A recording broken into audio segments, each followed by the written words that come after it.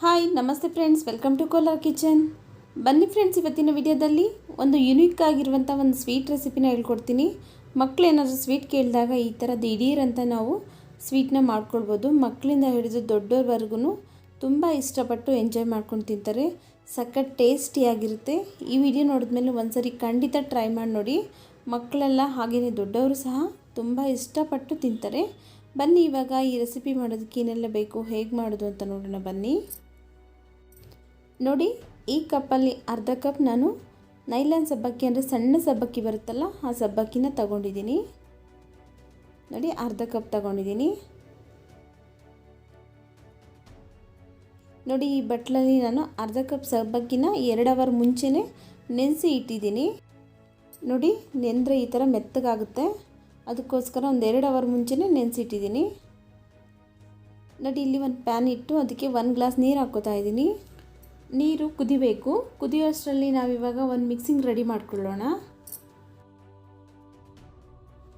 ನೋಡಿ, ಇಲ್ಲಿ ಒಂದು ಸಣ್ಣ ಕಪ್ಗೆ 2 ಸ್ಪೂನ್ ಕಾರ್ನ್ಫ್ಲೋರ್ ಹಾಕ್ಕೋತಾ ಇದ್ದೀನಿ. ಹಾಗೆಯೇ ಇದಕ್ಕೆ ಒಂದು ಸ್ವಲ್ಪ ನೀರು ಹಾಕಿ ಗಂಟಿಲ್ಲದೆ ಇರೋ ಥರ ಚೆನ್ನಾಗಿ ಮಿಕ್ಸ್ ಮಾಡಿ ಇಟ್ಕೋಬೇಕು. ನೋಡಿ, ಚೆನ್ನಾಗಿ ಗಂಟಿಲ್ಲದೆ ಇರೋ ಥರ ಚೆನ್ನಾಗಿ ಮಿಕ್ಸ್ ಮಾಡ್ಕೊಳ್ಳಿ. ನೋಡಿ, ಇವಾಗ ಇದು ರೆಡಿ ಆಗಿದೆ. ಇದನ್ನು ಪಕ್ಕಕ್ಕೆ ಇಟ್ಕೊಳ್ಳೋಣ. ನೋಡಿ, ನೀರು ಚೆನ್ನಾಗಿ ಕುದೀತಾ ಇದೆ. ಇವಾಗ ಸಬ್ಬಕ್ಕಿಯಲ್ಲಿರುವಂಥ ನೀರನ್ನೆಲ್ಲ ತೆಗೆದು ಬರೀ ಸಬ್ಬಕ್ಕಿ ಮಾತ್ರ ಹಾಕೋತಾ ಇದ್ದೀನಿ. ಇವಾಗ ಒಂದು 2 ರಿಂದ 3 ನಿಮಿಷ ಕುದಿಸಿದ್ರೆ ಸಾಕು, ಸಬ್ಬಕ್ಕಿ ಬೆಂದ್ಬಿಡುತ್ತೆ. ನೆನೆಸಿರೋದ್ರಿಂದ ಬೇಗ ಬೆಂದ್ಬಿಡುತ್ತೆ. ಒಂದು 2 ರಿಂದ 3 ನಿಮಿಷ ಕುದಿಸೋಣ. ನೋಡಿ, ಒಂದು 2 ರಿಂದ 3 ನಿಮಿಷ ಆಗಿದೆ. ನೋಡಿ, ಸಬ್ಬಕ್ಕಿ ಎಲ್ಲ ಚೆನ್ನಾಗಿ ಬೆಂದಿದೆ. ಇವಾಗ ಸ್ಟವ್ ಆಫ್ ಮಾಡ್ಕೊಳ್ಳೋಣ. ನೋಡಿ, ಸ್ಟವ್ನ ಆಫ್ ಮಾಡಿಕೊಂಡು ನಾವು ಯಾವ ಕಪ್ಪಲ್ಲಿ ನೈಲಾನ್ ಸಬ್ಬಕ್ಕಿನ ಮೆಜರ್ಮೆಂಟಾಗಿ ತೊಗೊಂಡಿದ್ರೋ ಅದೇ ಕಪ್ಪಲ್ಲಿ ಅರ್ಧ ಕಪ್ ಕಾಯಿಸಿ ತಣ್ಣಗಾಗಿರುವಂಥ ಹಾಲು ಹಾಕ್ಕೋತಾ ಇದ್ದೀನಿ. ನೀವು ಹಸಿ ಹಾಲನ್ನಾದರೂ ಬೇಕಾದ್ರೂ ಹಾಕ್ಕೋಬೋದು. ಹಾಗೆಯೇ ಇವಾಗ ನಾವು ಮೊದಲೇ ರೆಡಿ ಮಾಡ್ಕೊಂಡಿರುವಂತಹ ಕಾರ್ನ್ಫ್ಲೋರ್ ಮಿಶ್ರಣ ಹಾಕ್ಕೋತಾ ಇದ್ದೀನಿ.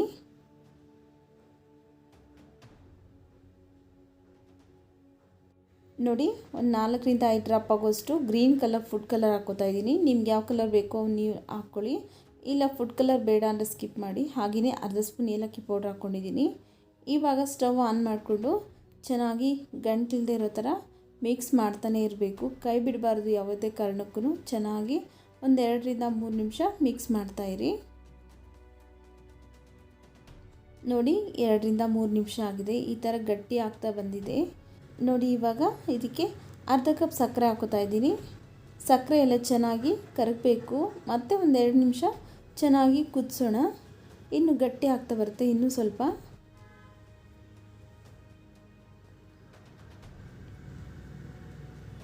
ನೋಡಿ, ಇದೇ ಥರನೇ ಕೈ ಬಿಡದೇ ಇರೋ ಥರ ಚೆನ್ನಾಗಿ ಮಿಕ್ಸ್ ಮಾಡ್ತಾನೆ ಇರಬೇಕು. ನೋಡಿ, ಈ ಥರ ಗಟ್ಟಿ ಆದಮೇಲೆ ಸ್ಟವ್ ಆಫ್ ಮಾಡ್ಕೊಳ್ಳೋಣ. ನೋಡಿ, ಇಲ್ಲಿ ತುಪ್ಪ ಸವರಿ ಇಟ್ಕೊಂಡಿದ್ದೀನಿ ಬಟ್ಲಿಗೆ.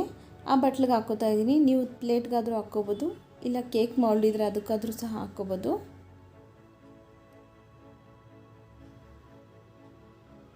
ನೋಡಿ, ಒಂದ್ಸರಿ ಟ್ಯಾಪ್ ಮಾಡ್ಕೊಳ್ಳೋಣ. ಟ್ಯಾಪ್ ಮಾಡಿಕೊಂಡು ಇದು ಸಂಪೂರ್ಣವಾಗಿ ತಣ್ಣಗಾಗಬೇಕು. ಒಂದು 2 ಅವರ್ ಹೀಗೆ ಬಿಟ್ಬಿಡೋಣ. ನೋಡಿ, ಒಂದು 2 ಅವರ್ ಆಗಿದೆ, ಸಂಪೂರ್ಣವಾಗಿ ತಣ್ಣಗಾಗಿದೆ. ನೋಡಿ, ಇವಾಗ ಇದನ್ನು ಒಂದು ಪ್ಲೇಟಿಗೆ ತೆಗೆದುಕೊಳ್ಳೋಣ.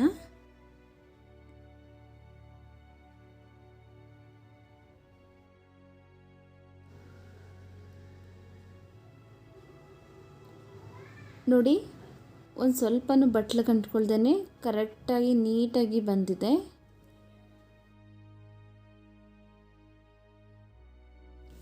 ನೋಡಿ, ಒಂದು ಚಾಕು ಸಹಾಯದಿಂದ ಪೀಸಸ್ ಆಗಿ ಕಟ್ ಮಾಡ್ಕೊಳ್ಳೋಣ.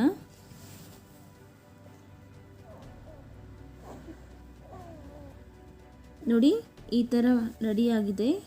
ನಿಮ್ಮ ಮಕ್ಕಳಿಗೆ ಈ ಥರ ಮಾಡ್ಕೊಳ್ಳಿ, ತುಂಬ ಇಷ್ಟಪಟ್ಟು ಎಂಜಾಯ್ ಮಾಡ್ಕೊಂಡು ತಿಂತಾರೆ.